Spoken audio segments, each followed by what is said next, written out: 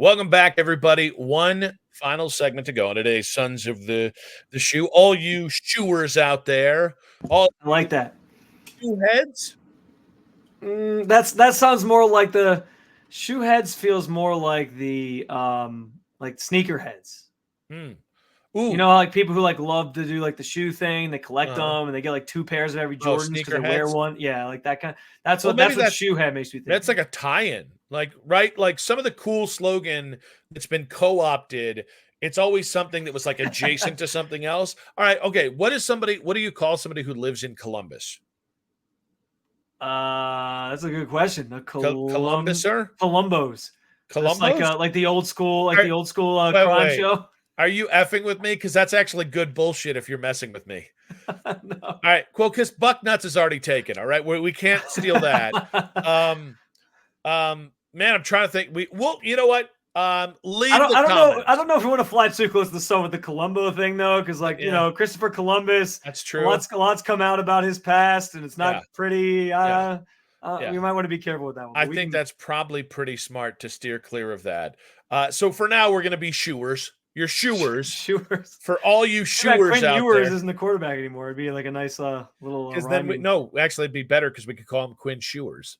Yeah, that's what I'm I mean, saying. what the I hell like you that. doing It'd be there? perfect. It'd be Um, perfect. but in our mentions, at Nick Wilson says, at Spencito _ or on the 90 on the 92.3 The Fan YouTube channel, under the Sons of Shoe episode, leave what you think nobody's going to do this, but what you think fans of this podcast should be called. Now, it was a promise made.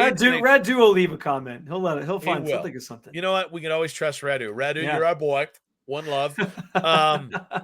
And then, by the way, that is something that, when you're in Jamaica, everybody says one love, man, or it's one love, man. And it means it's just a really nice thing to say. It never felt right coming out of my mouth. Because there's such a sweet tone. Like Jamaican accent is a really sweet tone. And so they'll be like, one love. I don't want to do it because it's not good. It would sound like appropriation. Yeah. But one love, and then I would like go to say it, like, I mean it from the heart. One love back to you, but it does not sound right coming out of my mouth. So that's fair. Yeah, you don't want to get yourself in trouble with that. Although, dude, you know what? All right, so my tan has already left. I don't know if you can tell this. I actually did. In my 5 days, my legs are still mostly tan. My shoulders are still pretty good, but my face tan, all that sunshine has left my face already. But on the Saturday, I'll be honest with you, dude. I was very confident down there. I'm out there in just my swim trunks. I'm walking around the resort. I don't care. And I had my new aviators on, which you got just for this trip. You get the suntan, dude. Okay, so I'm tanned up. I'm a little bronzed up, and there was a Jamaican lifeguard walks by, and she just went, "Yeah, man," and I was just like, "Yes, yes." Were you with your wife at the time? No, so she didn't know. I was gonna say she didn't hear. And I, like an asshole, like an idiot, I went over. I was like, "I got a yaman from a woman here." Like she was feeling what I was putting down, and my wife was like, "You are married, asshole." I meant more so like if she had been there, it would have been like a nice little like tip of the cap to you. She just a reminder to her that she's got a good one. That's always a nice thing when you get the little. Listen, my wife is insanely loyal. My wife loves with her whole heart. But she doesn't have a good one. Is that what my wife is beautiful? You understand? This woman, I don't know I would still be married to any other woman on the planet because I'm a lot. All right? I am. And I acknowledge that. But this woman is the perfect woman for me. If there's one area that maybe, just maybe, it's not great, she is jealous. So if no matter who it was, if somebody said, "Yeah," we talked about this because the celebrity crush thing and all that. Yes, if somebody said "Yaman" to me in front of my wife, Vanessa would be in Jamaican jail right now. All right, but again, I just am flattered because, dude, I don't know if you know this. Dudes like me don't get hit on a lot. All right, unless you're going to Bar Argon in Charlotte, where bears are king, right? Like, the only place I've ever been where I've been excessively hit on is when I've gone to a bar for gay men. That's the only place that I've ever really been admired.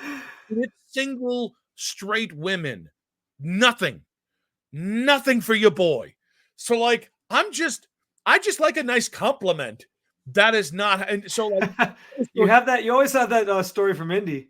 well, I did that one time in my life. And here's the thing.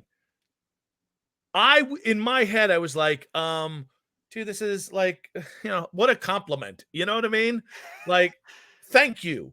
And in her mind, I was bragging about it. Oh And no. you're lucky I made it back because she could have gone to Jamaican jail for murdering me as well as maybe being tempted to murder. But yeah, I got a yam on. Can you believe that? She'd be getting tried in 2 countries for that. She's getting extradited.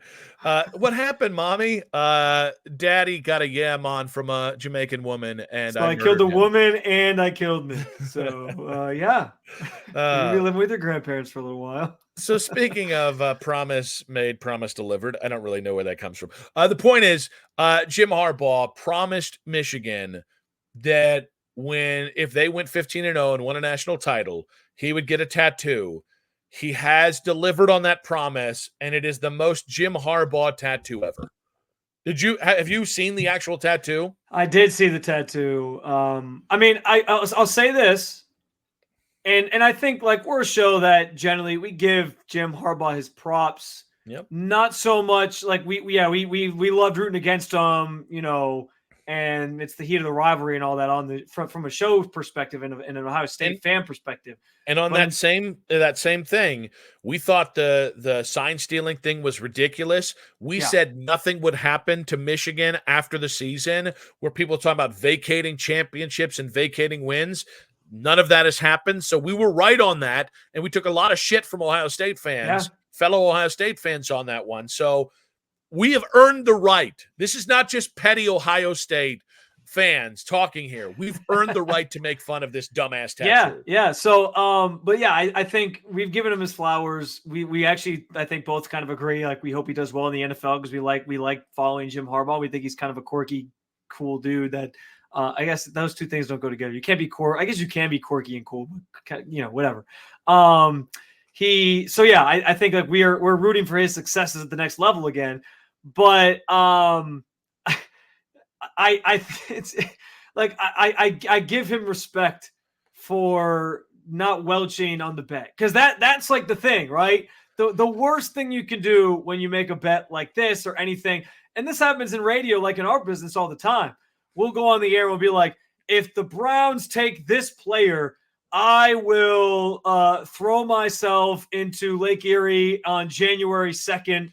Good thing I didn't go with another date there. January 2nd, when it's ice cold, and we'll do a polar like we'll come up with the dumbest things just to have a completely like over the top reaction take on radio, and then half the time we'll be like, we'll try to find like the backdoor way out of it. So credit to him for not backing out of it and getting the tattoo. Okay, he made the promise in January. Like, this is much more of an impressive. I missed that. This is much more of an impressive payoff. If in July of last year he said, "You guys going 15-0, we win a national title, I'm getting a Michigan tattoo."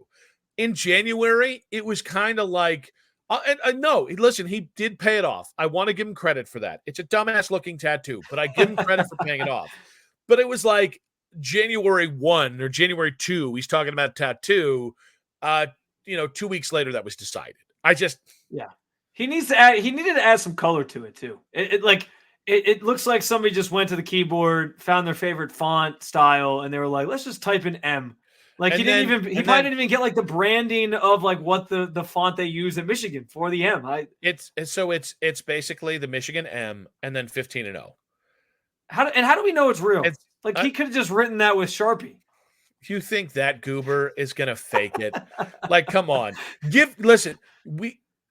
a psychopath. He commits to the bit. Like, for all the things we can say about him, he commits to the bit. I just think like it reminded me of how uninspiring the Michigan logo is.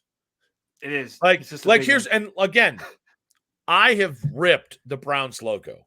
The fact that the Browns logo is a helmet and all anybody can say is, it's historical. They've been historically shitty the last 24 years up until the last 4 years. So the logo doesn't mean anything anymore because the team hasn't been good with that logo since consistently since the late 80s. So I'll be honest, I've ripped the Browns logo. The Michigan logo, I saw something the other day. Michigan's had 3 logos for football since inception. And there is the only difference is now the outline is blue and the M is yellow. And the first 2 iterations, the outline was yellow and the M was blue.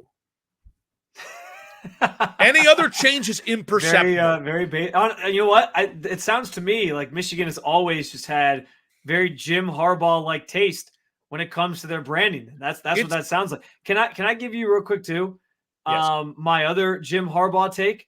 Yes. Which is in lieu of him being a crazy person, in lieu of him being a psychopath, I think that for how much he's been talking up J.J. McCarthy before the draft, he should put his money where his mouth is and draft J.J. McCarthy. And trade Justin Herbert. If he thinks every time he's asked about it, he's like, "Oh, I think you're getting the best quarterback in the draft, like future franchise quarterback. He's gonna be great at the next level." Okay, dude, put your money where your mouth is. If you weren't trying to hide J.J. McCarthy in the Michigan offense last year, and that's my stance on this, like if he was as good as everybody might be thinking he is, then they wouldn't have been hiding him behind a really good run game and an offensive line last year. They would have been letting him throw it a little bit more. And to his credit, he made the throws in big situations. He did it against Ohio State. He did it against Bama. He did it on the biggest stage. He made the big throws when he was asked to make the big throws. My thing is he wasn't asked to make a lot of those throws. He only had to do it in a select sample size, and people are going to let that determine where he falls in the draft, and they're going to talk themselves into him. Well, guess what, Jim? If you're boasting and boosting up J.J. McCarthy that much, put your money where your mouth is. Draft him 5th overall and trade Justin Herbert. Do it. Do it. So you've gone full Tannenbaum.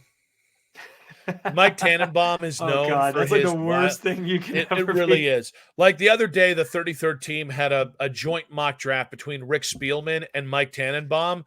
And I'm like, couldn't we just have Rick Spielman do it?